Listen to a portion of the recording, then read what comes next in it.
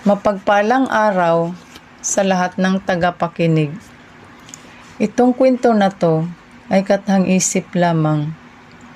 Isang araw, namasyal itong si Ramon at si Ana. Sila ay magkasintahan. At nalaman ito ng mga magulang ni Ramon na may girlfriend na ang kanilang anak. Nag-aral pa lamang si Ramon at Ana sa high school. Si Ramon ay anak ng isang mayaman at si Ana ay isang mahirap lamang. Langit at lupa ang kanilang pagitan. Sinabi ng mga magulang ni Ramon na hindi nila ito gusto si Ana. Pero mahal ito ni Ramon, si Ana, kaya hindi niya pinakinggan ang kanyang mga magulang. Patuloy pa rin nagkikita si Ramon at Ana. Paglabas galing school, kinausap ng mga magulang ni Ramon si Ana na layuan ang kanilang anak dahil hindi nila ito gusto. At sa katunayan, inalok itong si Ana ng malaking pera ng mga magulang ni Ramon para lang layuan si Ramon. At ininsulto ito ni Ana. Kahit mahirap lang kami, pero hindi niyo ako mabibili ng salapi niyo. Sa inyo na yung pera niyo. Tugon ni Ana sabay talikod. Kinabukasan, umalis si Ana sa kanilang tirahan para tuluyang makalimutan si Ramon.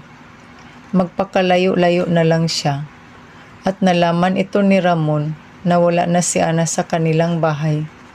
Gabi-gabi naglalasing itong si Ramon dahil sa mahal niya itong si Ana. Ngunit wala na siyang magawa. Simula noon, naging masama ng ugali ni Ramon. At sa paglipas ng panahon, tuluyan niyang nakalimutan si Ana hanggang ito ay nakapagtapos ng kanyang pag-aaral. At si Ramon na rin ang namamahala sa kanilang kumpanya. Lumipas ang ilang taon, lumaki ang kanilang kumpanya sa pamamahala ni Ramon. Isang araw, nahulog ng janitress ang laptop ni Ramon dahil naglinis ito sa kanyang opisina. Galit na galit naman itong si Ramon sa janitress at ito ay kanyang pinatanggal sa trabaho. Tanggalin yung hampas lupa na yan, sabi ni Ramon. Nagmamakaawa ang janitress kay Ramon. Sir, parang awa nyo na. Wag nyo po ako tanggalin sa trabaho. Nag-aral pa po ako. Ako lang po ang gumagastos sa pag-aaral ko, pati po sa pagkain namin ng inay ko. Ngunit hindi ito pinansin ni Ramon. At tuluyan niya ang pinatanggal ang janitress na si Karen. Iyak ng iyak itong si Karen. Paglipas ng isang taon, nakapag-asawa itong si Karen ng isang mayaman. At itong asawa na rin niya ang nagpapaaral sa kanya hanggang sa siya ay nakapagtapos. Ilang taon nalugi ang kumpanya ni Ramon at nalubog sila sa utang. Hanggang sa bininta nila ang kanilang kumpanya at asawa ni Karen ang nakabili. Laking gulat ni Ramon sa nalamang si Karen pala ang asawa ng mayamang lalaki. Arnold ang pangalan ng asawa ni Karen. Itong mga magulang ni Arnold at mga magulang ni Ramon ay matalik palang magkaibigan. At dahil nabili ni Arnold ang isang kumpanya, ay nagpagawa ito ng malaking salo-salo. Dahil na rin sa pagpapasalamat at imbitado ang mga magulang ni Ramon, pati na rin si Ramon. Laking gulat ng mga magulang ni Ramon na andun si Ana. Dahil nga ito ay mata pobre, sinabihan niya itong si Ana, hanggang ngayon, di ka pa rin umaasinso. Kung tinanggap mo lang sana yung binigay ko sa'yo na pera, idi sana mayaman ka na ngayon. Sabay tawa at nakita nila ni Karen. Wag na wag niyo insultin ang nanay ko, sabi ni Karen. Laking gulat nila dahil gusto itong sampalin ni Karen, ang magulang ni Ramon, pero naawat ito.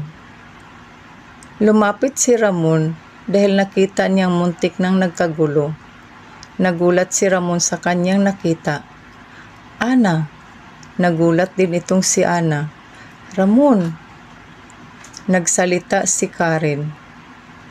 Magkakilala pala kayo nito, inay. Ito lang naman ang amo kong napakasama ng ugali at mata pobre, di ba po, sir? Hindi nakaimik si Ramon. Pareho talaga kayo, no, ng mga magulang mo, mga mata pobre.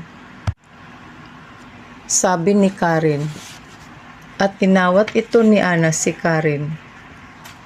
Karen, anak, huwag ka magsalita ng ganyan. Mga kadugo mo sila. Si Ramon ang iyong ama, at ang mga magulang ni Ramon ay iyong lolo at lola. Nagkatinginan ang lahat.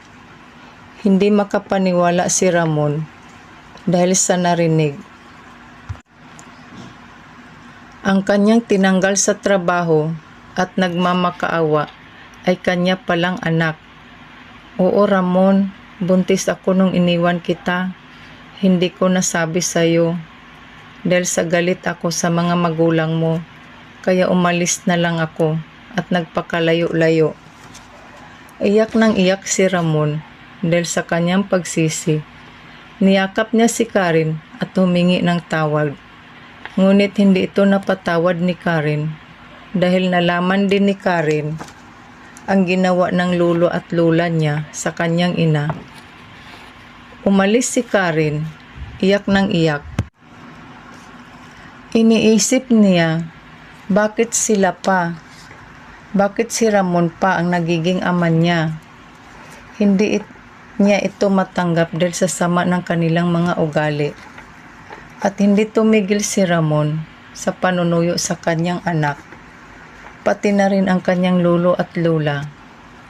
At lumipas ang ilang buwan, napatawad din sila ni Karen.